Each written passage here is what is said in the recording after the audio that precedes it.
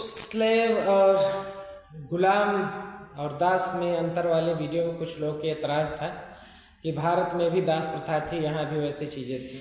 मैं मानता हूँ भारत में दास प्रथा थी, मैंने इससे एतराज़ नहीं किया, लेकिन यहाँ जो दास का कंसेप्ट था और विदेशों में जो गुलाम या स्लेव का कंसेप्ट था उसमें बहुत डिफरेंस है। यहाँ जो दासत्व होता था वो अगर हम वैदिक काल में बात करें या प्राचीन काल तक, मौर्य एज तक इवन ऐसा नहीं था। यहाँ ऐसा नहीं था कि विदेशियों की तरह जंजीरों में जकड़े रहते थे। एक जमींदार या अमीर दूसरे को दास बेच देता था, वो खरीद लेते थे, फिर मनमानी बिना खाना पीना दिए उनका शोषण करते हुए ज़बरदस्ती काम कराते थे, पशुवत व्यवहार करते थे। ये सब चीज़ें यहाँ नहीं थी दास प्रथा में। ये सब चीज़ें यहाँ आई धीरे धीरे। जब विदेशी यहाँ आए, उनके परंपराओं का इनके साथ सम्मेल हुआ, दुर्गुण का प्रभाव पड़ा यहाँ के लोगों पे, या धीरे धीरे मुगल्स आए तो यहाँ भी उस तरह की चीज़ें प्रचलन में आई। लेकिन अगर बात किया जाए मौर्य काल तक, प्राचीन काल से लेकर मौर्य काल तक या वैदिक काल से लेकर मौर्य काल तक, तो यहाँ दास लोग होते थे। लेकिन वो कैसे दास बनते थे, उनकी कुछ क्राइटेरिया थी। कई प्रकार के दास बताए गए हैं। जैसे वैष्णव समाज में जब आप जाएंगे तो वहाँ आज भी उड़ीसा या बंगाल में जो विष्णु जी के उपासक होते हैं वो अपने नाम के आगे दास लगाते हैं।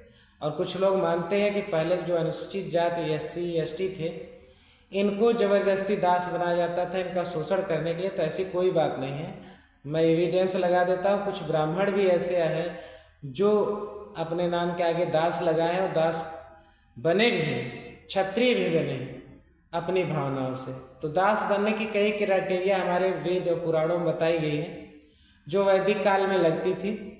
कुछ अनीति या अराजक जो राजा थे वो धार्मिक चीज़ों में नहीं आता, अपनी मनमानी कोई भी गलती कर सकता है। तो मैं बात कर रहा हूँ यहाँ कि नैतिक रूप से कैसे सेवक हुआ करते थे। तो कुछ सेवक होते थे जो अपने राज्य की उन्नति के लिए राज्य को अपना जीवन समर्पित करते थे, और राज्य का भी कर्तव्य होता था कि उनके परिवार का पोषण, उनके पोषण का ध्यान रखें नैतिकता रूप से। और कुछ लोग ऐसे होते थे कि राष्ट्र की भावना से अपने देश या राष्ट्र की सेवा करते थे, जिससे राष्ट्र या उनका देश भी उनके परिवार का ख्याल रखता था। कभी कभी ऐसे भी दास पाए जाते थे कि उनके माता पिता एक काम करते आते रहते थे, वो भी उस काम में लग जाते थे। कभी कभी ऐसी भी दास प्रथा थी कि विवाह हो रहा है, विवाह में जो राजकुमारी होती थी विवाह करके जाती थी तो उसके साथ कुछ सेवक को भेज दिया जाता था, तो ये दान में मिलते थे। कभी कभी राजा किसी के ऊपर प्रसन्न होते थे, ऋषि या क्षत्रिय पर, उनको भी दान कर देते थे सेवक कि आपका ख्याल रखेंगे ताकि आप समाज की भलाई कर सको पूरे ध्यान से। तो यहाँ का दास प्रथा का जो कंसेप्ट था अलग था। यहाँ अपनी भावना से स्वीकार करते थे। एक चीज़ और थी, युद्ध में जब पराजित हो जाते थे तब वहाँ जो दास बनते थे, वो दास बनने का मतलब इन्हें उनकी सेवा करते हैं, उनके आदर के हिसाब से अपना राज्य चलाते थे। तो इस प्रकार के दास बनते थे। और दास का मैंने रामचरितमानस का एविडेंस इससे पहले वाली वीडियो में दिया कि जहाँ हनुमान जी और रामचंद्र जी के बात आती है। इवन भरत जी भी रामचंद्र जी के प्रति अपने कहते हैं कि मैं उनका एक तुच्छ दास हूँ, मतलब मैं उनका सेवक हूँ। और ऐसे बहुत सारे प्रकरण आते हैं जहाँ ये भी दिखाया जाता है, जैसे लव कुश जब प्रकरण आता है वहाँ हनुमान जी लव कुश से बंदी बन जाते हैं, तो वहाँ कहते हैं कि अब तो आप मेरे स्वामी हुए, मैं आपका दास हो गया। तो लव कुश उनको खाना खिलाते हैं और बंधन से मुक्त भी कर देते हैं। ऐसा नहीं है कि लड़ने के बाद उनको बांध के रख लिए, जबरदस्ती कराने लगे हनुमान जी से, ऐसा कंसेप्ट नहीं है। ऐसे ही जब अश्वमेध यज्ञ करते थे पहले के लोग, तो राज्यों को जीतने के बाद उनको जंजीरों से जकड़ के अपने यहाँ नहीं रखते थे। जीतने के बाद राज्य का संचालन भी उनको दे देते थे, लेकिन तौर तरीके अपने लागू करते थे जिससे धर्म का प्रचार प्रसार हो सके। अब बात करते हैं धीरे धीरे जब इधर से विदेशी शक्तियाँ इंक्लूड होती हैं, विदेशी विचारधाराएँ आती हैं, तब धीरे धीरे मध्यकालीन इतिहास से जो सेवक थे उन पे धीरे धीरे राजा जो थे, कुछ मुगल्स का आक्रमण होता है जिसके कारण ये सब सभ्यताएँ मिक्स होती हैं एक दूसरे में। वो मुगल्स भी आते थे, यहाँ के लोगों को दास बनाते हैं, दासी बनाते हैं। तब वो दास दासी जो कंसेप्ट होता है वो डिसमैच हो जाता है।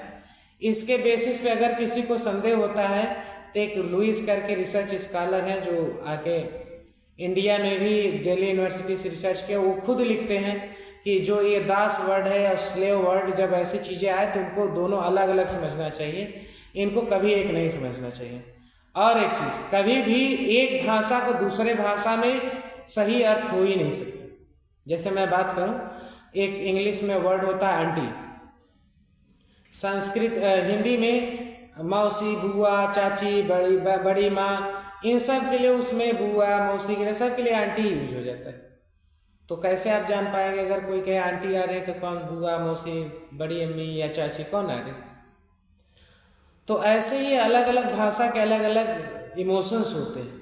अगर किसी भाषा के शब्दों को वास्तविकता तक जानना है तो उस भाषा की फिलॉसफी से जानना पड़ेगा, नहीं तो आप हमेशा भ्रमित रहेंगे।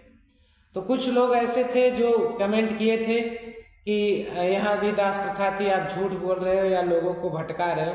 तो ऐसी कोई बात नहीं ना, मैंने अपने जीवन और ज्ञान हर चीज़ को जो अर्जन किया है, बड़ी कठिनाइयों से अर्जन करने के बाद इसे देश के समाज के भलाई के लिए लगाया है। मैं इसलिए नहीं बनाया कि मुझे पैसा कमाना है, पॉपुलर होना है, ये सब चीज़ें बहुत होके मैं छोड़ दिया हूँ।